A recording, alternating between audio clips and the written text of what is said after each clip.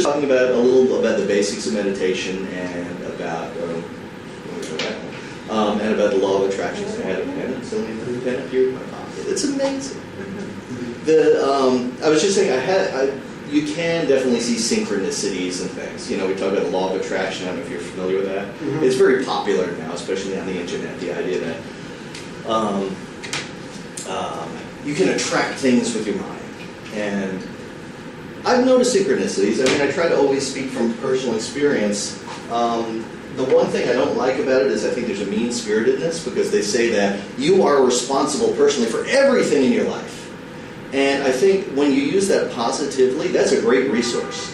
Because most of the time, I mean, I've known that with myself and also with clients, people actually have far more capability than they think they have.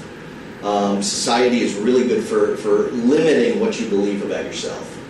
And most people have greater resources and greater ability than they believe they do. And either it could be societal pressures kind of make them kind of downplay it a little bit, or it could just be a bad experience, a learned belief about themselves or about their environment that limits them. Anyway, so it's a great resource belief to have that you are responsible for everything in your own life, because it gives you, it implies a belief that you can control everything in your life. I have reservations as to how much we are really responsible for everything in our lives, because there's so many variables going on, and it's a big world, and there's lots of things going on, and I think while we are responsible for a lot of, or we have the capability to extend our power farther than we do, I'm not really sure that, people who were born in Darfur and things like that necessarily, were in control of that. Reincarnation is a great rationalization, but it's I don't know, I have my reservations about it. And since nobody's been there and back, it's reliably that all we have is hearsay. So those people who say, "Oh yes, we were incarnated into this life to learn from suffering," but it doesn't matter. I mean, the bottom line is, whatever situation you're in, you got to deal with it now, whether or not you chose it in a previous life because you wanted to experience a life of McDonald's burgers or whatever it is. It's you're here now, so you have to deal with it. Anyway, and so let's start talking about stuff we need to deal with. Actually, anybody questions, comments? Do you think I'm full of it? I mean, by all means, jump in. I don't like to lecture. I'd much rather have kind of everybody kind of working together. I'm actually supporting meditation in order to improve our goal-getting skills. Well, since meditation is about focus, and whether you're trying to manifest a winning lottery ticket or whether you're working on a business plan for a company, you got to be able to focus on it in order to get it done. And when it comes just to things like abundance and prosperity, I imagine you guys probably have very specific goals to each of you. But at the same time, there's some generalizations that we can certainly apply. As far as goal getting, and let's see, we'll be handing these out later, but for now, first thing that's important is you got to feel good about things. If you approach a business or whatever your endeavor is, even if you just want to go to the gym and get back in shape, you're going to have a lot more success if you feel happy and successful about it. If you feel fantastic about it, that's even better. Because the more enthusiasm you have about something, the farther you can go with it. And sometimes you find, I was an athlete once upon a time. I used to fence, and fencing is a funny sport because on the one hand, it's a pretty hardcore sport. It's very intense. Most people don't realize how physically intense it is until you see somebody rip the bottom of their sneakers off while they're lunging. You generate a lot of force or get some horrible injury, and then you see how forceful it is. But at the same time, it has swords, and it's got that whole Robin Hood thing going on. So, and you get people who come into it, and some people are real hardcore athletes, and they're aiming for the Olympics.